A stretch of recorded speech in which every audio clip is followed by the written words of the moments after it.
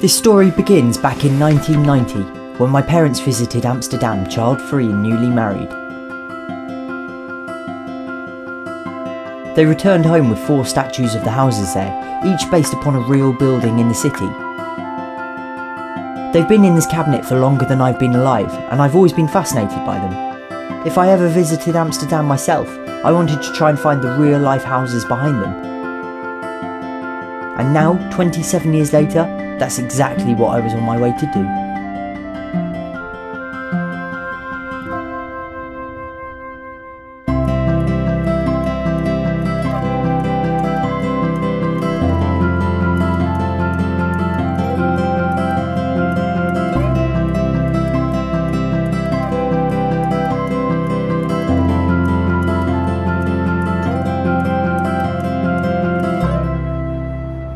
There are 900,000 bikes in this city. Each year it's estimated that 100,000 are stolen and another 15,000 pulled from the canals. People cycle everywhere here. There are bike lanes and bike parking everywhere. People even walk their dogs while cycling. And so before we went looking for the first house, we thought we'd rent some bikes and acquaint ourselves with the city. Really see Amsterdam the way the locals do. Except nothing screams tourist quite like the bright green bikes we managed to hire. Seriously, these things were bright. But it was a good way to see some of the attractions and learn our way around, and it was a perfect spring's day on which to do so. So the plan now is to head over and try and find the first house. By way of chapter headings, I've recruited the help of Mika, a native Dutch speaker who kindly recorded the street names and numbers for me. So without further ado, here's house number 1. Keizergracht 716.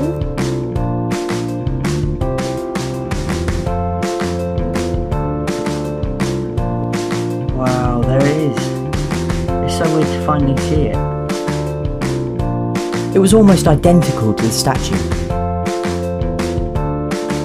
It had the same double-height colonial style windows, the same cellar entrance on the side, and it even had the same little ornate window.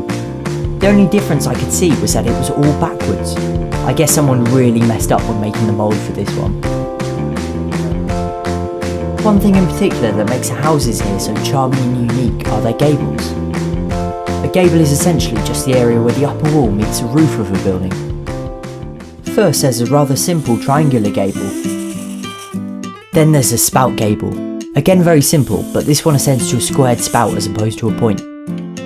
Next is my personal favourite, the step gable. I find these to be some of the nicest looking houses in the whole city. Finally, there are Amsterdam's 2 specialties, the net gable and the bell gable. Net gables have this very basic squared design, but with an elaborate bit on top that to me looks a lot like a judge in a traditional wig. And bell gables curve upwards like the outline of a bell, and sort of remind me of Krusty the Clown's haircut from The Simpsons.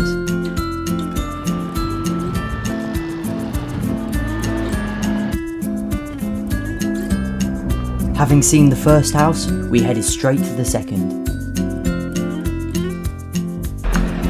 There's someone up ahead wearing clogs.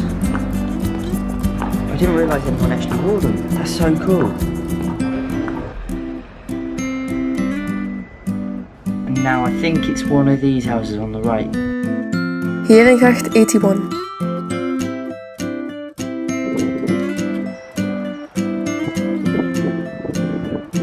House number 2.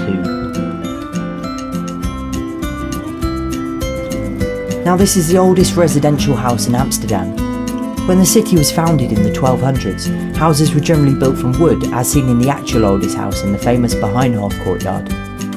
However, there were several massive fires in the Middle Ages that destroyed almost all of the wooden houses, resulting in wood being largely banned as a construction material.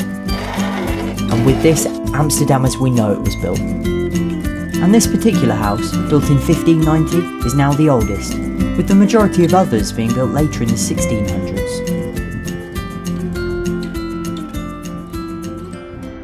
One thing you may have noticed about these houses by now is that they all have these hooks protruding from the top on a small beam.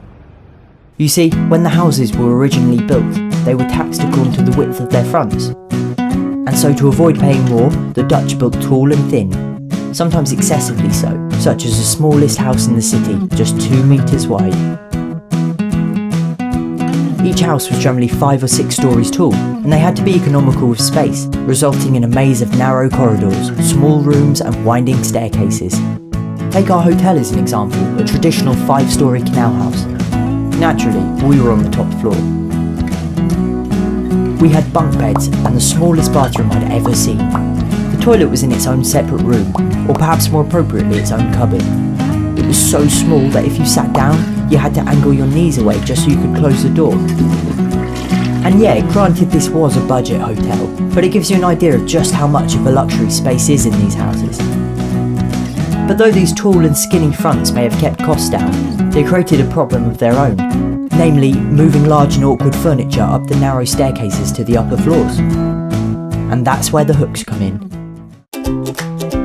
Rope is tied to a piece of furniture, and then it's hoisted up the outside of the building and taken in through either a window or a purpose-designed hatch.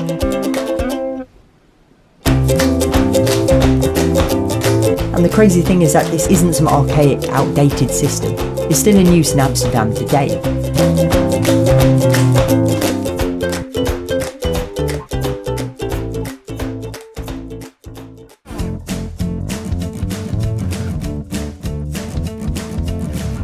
As night began to set in, we got to see a completely different side of the city.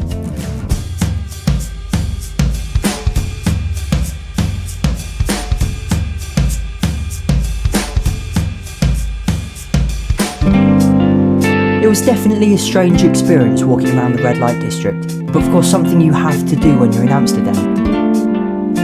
We had an early start the next morning though, so went back to get some sleep.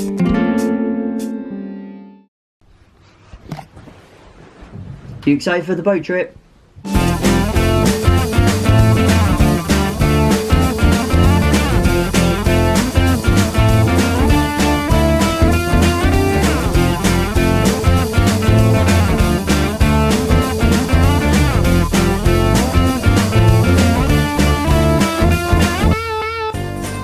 The boat ride was a lot of fun. And we even passed the first house from yesterday, which was pretty cool to see from the water. And after lunch, we went looking for house number 3. Here we go. So the final 2 houses are both on this canal. So we're looking for number 211, 375. We've got 373. Here's 311 now, so we've only got 100 to go. We're just passing the Anne Frank house. I think it's 263 if I remember. So we're almost there.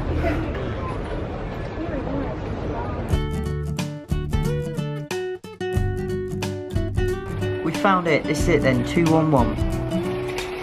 Prinsengracht 211.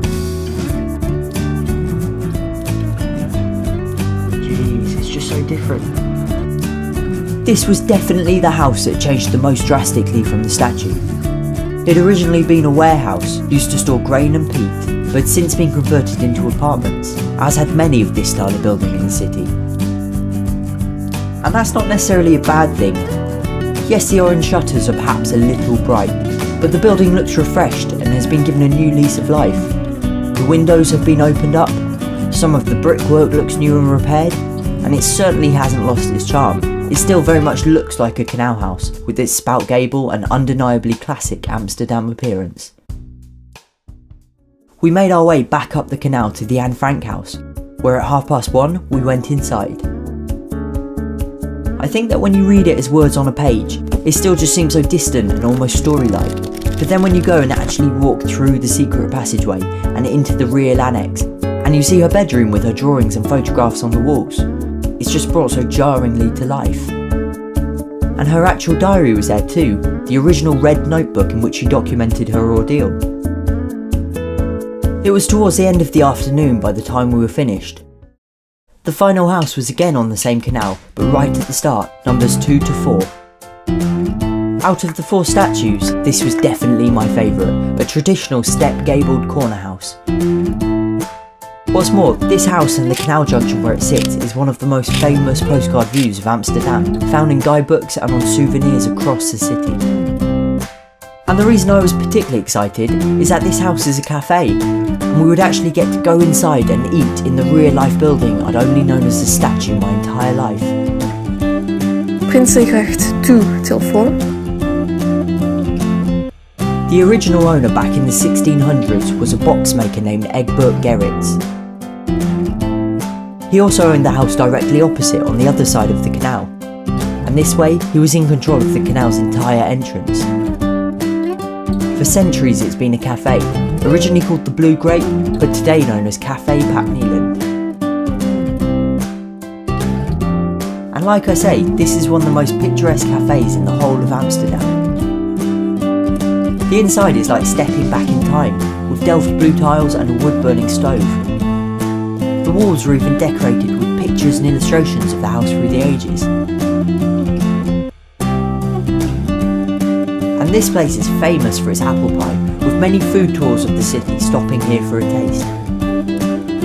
Wat je like?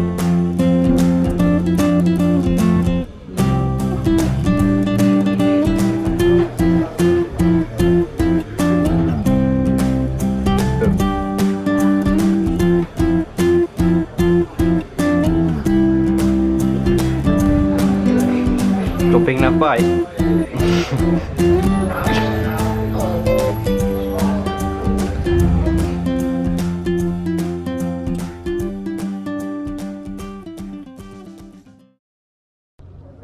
So that was it. Our time in Amsterdam was coming to an end, and we'd managed to find all 4 houses, and even go inside one of them and eat Amsterdam's best apple pie. There's something really special about the city, about the bikes and the boats. There's a very unique, almost indiscernible feel about it, cosy and homely like you've grown up here or known it your whole life, and we were sad to be leaving. But before we did, there was one last thing we had to do.